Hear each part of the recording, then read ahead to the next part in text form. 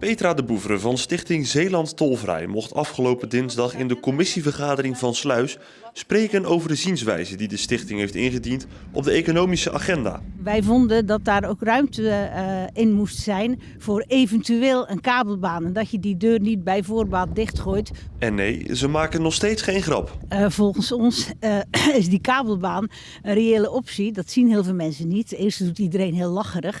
Maar als je je erin verdiept, het is de meest innovatieve manier van openbaar vervoer die op steeds meer plekken in Europa wordt ingezet. De zienswijze kwam er omdat de gemeente nu geen rekening zou houden met de mogelijkheid voor een meer dan 80 meter hoge gondelbaan over de Westerschelde. Nee, want het staat duidelijk afgetikt dat ze ijveren voor een snelweg door Zeeuws-Vlaanderen. Een extra tunnel, eigenlijk van Vlissingen naar Breskes. Maar goed, iedereen weet dat als je een tunnel wil realiseren, als je het al voor elkaar krijgt, gaat dat minstens 20 jaar duren.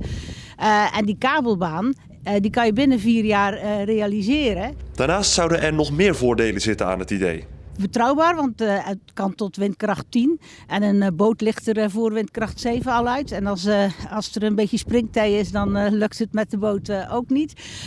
En hij is 2 keer zo snel. Bij wijze van spreken kan er eigenlijk elke minuut een gondel vertrekken, maar zoveel mensen wonen er hier niet. Maar zeg eens 6 keer per uur, dan heb je om de 10 minuten een betrouwbare verbinding. En dat betekent dus ook dat mensen meer gebruik gaan maken van het openbaar vervoer. Omdat het initiatief uit de kogel komt van Stichting Zeeland Tolvrij, wil dat nog niet zeggen dat de gondels ook gratis gaan worden. Wij heten inderdaad tolvrij, maar openbaar vervoer kost overal geld. Wij vinden dat het niet meer mag kosten als vergelijkbaar openbaar vervoer over dezelfde afstand.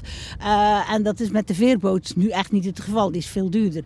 Dus zo'n kaartje voor een kabelbaan komt dan rond de €3 of zo te liggen. De inspraak van Petra gaat mogelijk nut hebben, want Ik heb in ieder geval al 2 fracties gehoord die overwegen een amendement in te dienen.